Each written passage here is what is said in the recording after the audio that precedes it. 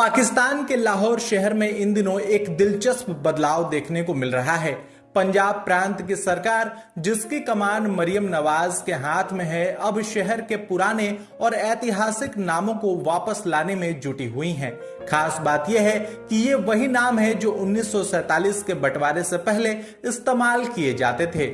इनमें हिंदू, सिख, जैन और अंग्रेजों के दौर से जुड़े कई नाम शामिल हैं। सरकार का कहना है कि मकसद लाहौर की पुरानी पहचान और विरासत को दोबारा जिंदा करना है। इसी वजह से कई इलाकों, चौकों और सड़कों पर पुराने नामों वाले बोर्ड फिर से लगाए जा रहे हैं। खबरों के मुताबिक इस्लामपुरा का नाम फिर से कृष्णनगर किया जा रहा है, जबकि बाबरी मस्जिद चौक को जैन मंदिर चौक के नाम से चिन्हित किया जा रहा है। इसके अलावा सुन्नत नगर को संत नगर, मुस्तफाबाद को धर्मपुरा और फातिमा जिन्ना रोड को पुराने क्वींस रोड नाम से बुलाने की चर्चा भी तेज है। लाहौर में पुराने हिंदू, सिख, जैन और पुराने दौर के नाम को वापस लाने की कोशिश सिर्फ नाम बदलने की कहानी नहीं लगती, बल्कि यह पाकिस्तान की सोच में धीरे धीरे आते बदलाव का संकेत भी माना जा सकता है।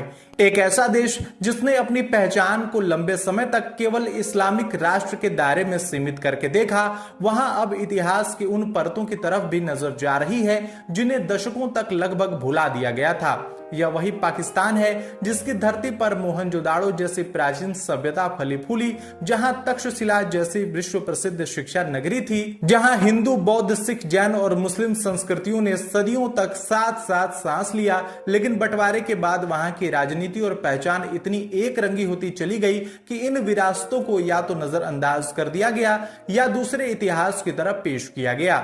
अब अगर कृष्णनगर, धर्मपुरा, जैन मंदिर चौक या क्वींस रोड जैसे नाम दोबारा सामने आ रहे हैं, तो यह कहीं न कहीं इस बात का संकेत है कि पाकिस्तान के भीतर भी एक एहसास जन्म ले रहा है कि केवल एक धार्मिक पहचान के सहारे समाज लंबे समय तक संतुलित नहीं रह सकता।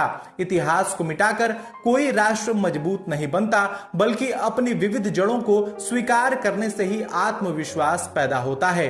हालांकि कई लोग इसे हिंदू जागरण और भारत में बढ़ती सांस्कृतिक चेतना के प्रभाव से भी जोड़कर देख रहे हैं। पिछले कुछ वर्षों में भारत में अपनी सभ्यता, मंदिरों और परंपराओं और ऐतिहासिक पहचान को लेकर जो खुला विमर्श बढ़ा है, उसका असर पूरे दक्षिण एशिया में दिखाई दे रहा है। पाकिस्तान भी शायद यह महसूस कर रहा है कि दुनिया अब उन देशों को ज्यादा सम्मान दे रही है जो अपनी बहुसांस्कृतिक विरासत को स्वीकार कर रहे हैं, न कि उसे दबा रहे हैं। यह बदलाव छोटा जरूर है, लेकिन प्रतीकात्मक रूप से बड़ा माना जा सकता है, क्योंकि जब कोई राष्ट्र अपने भूले हुए इतिहास को फिर से देखने लगता है, तो इसका मतलब यही होता है कि उसके भीतर कहीं न कहीं जमीर की एक छोटी सी किरण अभी बाकी है। तो आपकी इस पे क्या राय है, कमेंट में जरूर बताएं और वीडियो को लाइक करें, शेयर करें और चैनल को सब्सक्राइब करना न भूलें।